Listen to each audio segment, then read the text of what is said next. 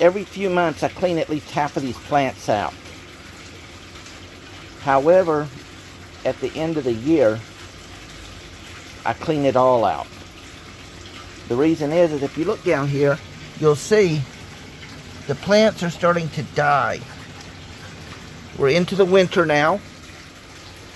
They've got enough nutrients, but they're not getting enough sunlight. And as they reproduce, they're choking themselves out.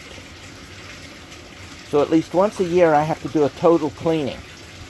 And what I will do is go through, as I'm doing this, I will find some of the larger ones up here. I'll pick those off the top, and they'll go into here. And that's my restart. So right now I'm draining the water, and while that's draining, I'm going to clean this. I'm not going to drain it totally like I would in the summer, because I got to keep that water temperature up. But I'm going to remove about 2,000 liters out of the 3,000 liters that's in here. And that way I've got a base, and I can slowly bring that water back up and let it warm up in sections, so I keep my temperature within 1 to 2 degrees. So let me get all this cleaned out. So in the summer, when the rain capture tanks are warm from the sunlight, I could drain this all the way down, clean it, and then put total fresh water in and not have a large temperature change. The winter is much different. I've got to regulate that temperature change, which means I've got to at least have the pumps working. So I cannot drain the water any lower than where these filters are, because I got to get the water running to keep it heated, to warm it up to temperature. It is 6 degrees Celsius outside. Last night it was -1. So you figure the water in those rain tanks out there, since we've had several freezing nights, they're going to be 0 to -1 or 2 inside those canisters. So I've got to bring the water in gradually.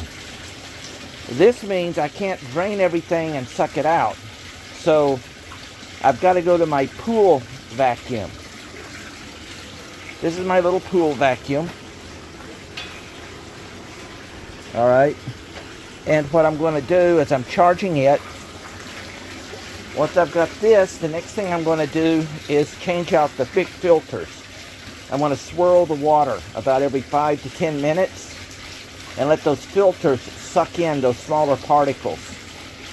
When that's done, my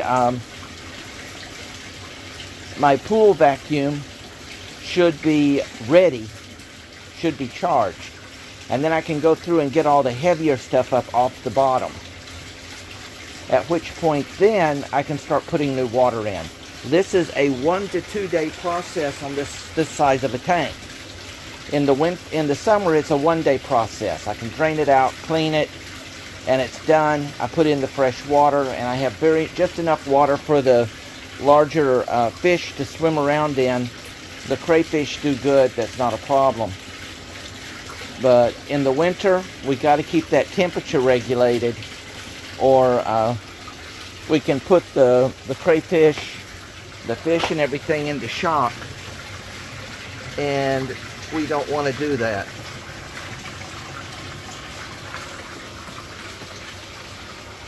Now, as you may be able to see, the water initially when I started looked clear, but once I start cleaning and moving stuff, you see it becomes all cloudy.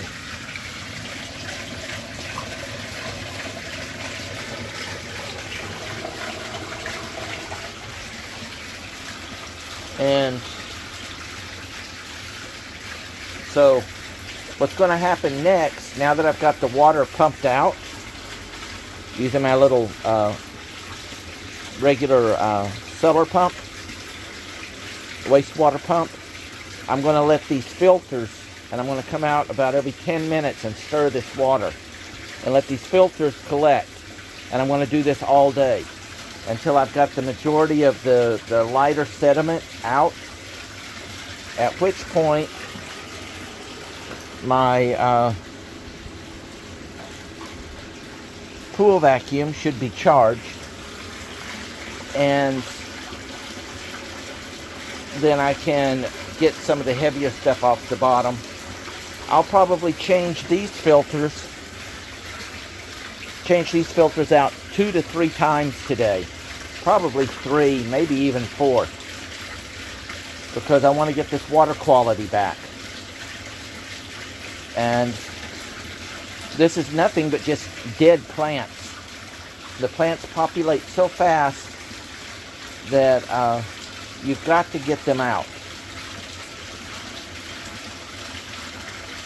When doing this with these larger filters, remember, we are pulling a lot of fine particulate out at this point. And so just the normal washing, squeezing, rinsing, and so on is not going to do the job. If you look here, I don't know if the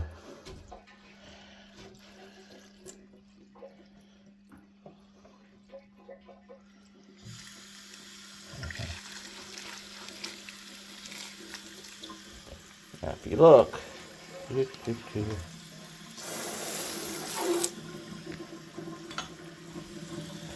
this all drains down to a catch system, by the way. This is my winter indoor one. Runs down to a catch system so I can recycle the water.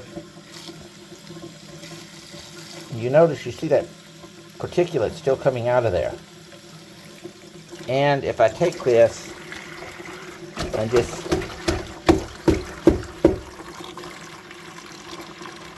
alright, so what I like to do is flip them. I'm always using the same side. This way everything's moving to one side.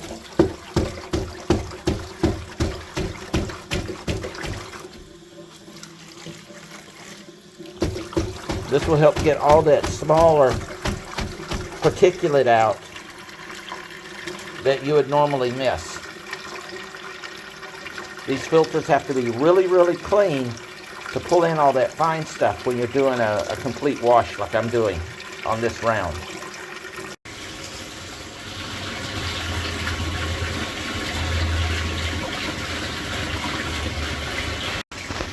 Now this is a prime example.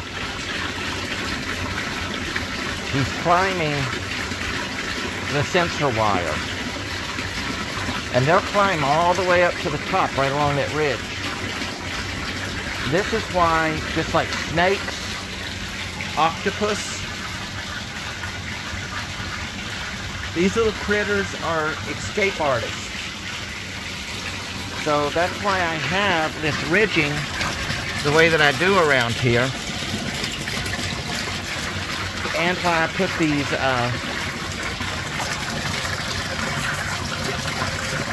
on so they could not climb out.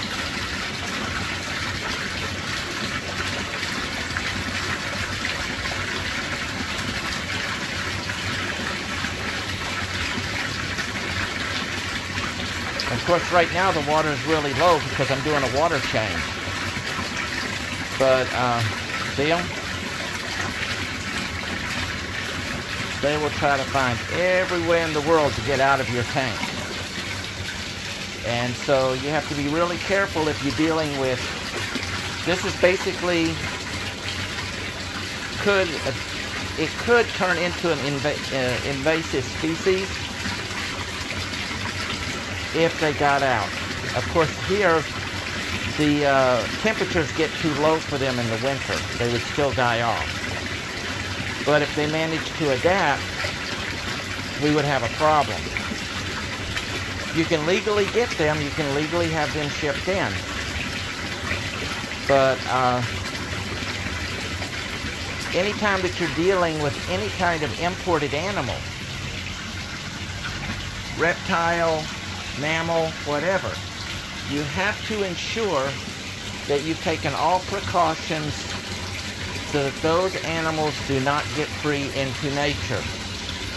Otherwise, you could wind up with some devastating consequences to the environment.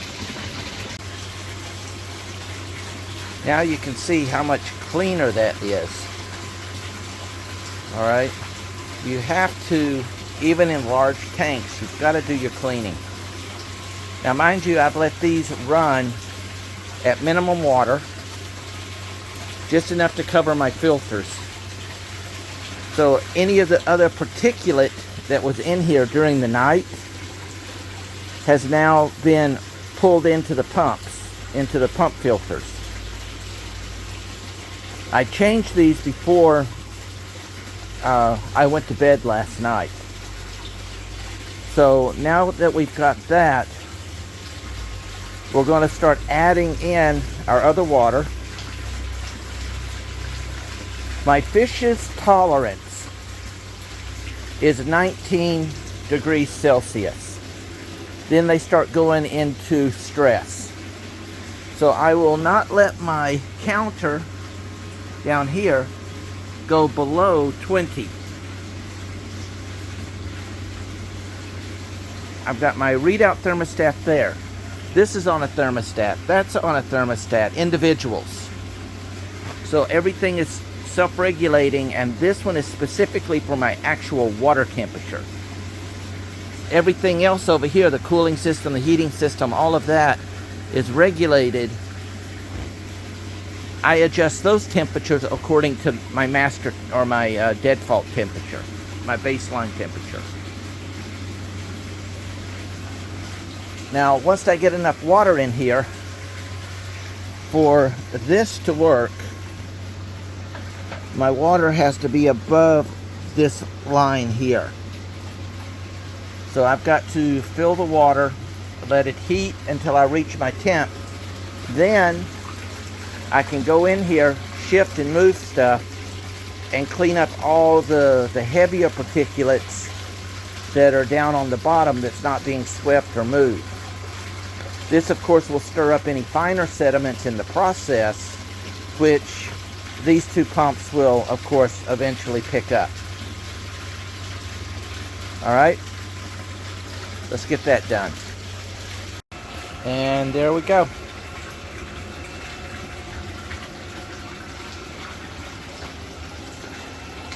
Last of the water is in. You'll notice now there's plenty of room for those to grow. They'll grow slower during the winter, but that's to be expected.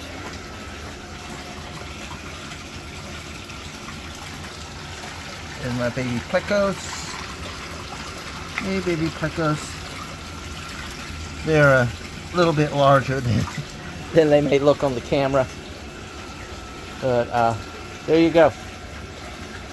Water change and cleaning of a 3,000 liter aquaponics tank. So the last thing that we need to do before I close this off is I use all natural rainwater.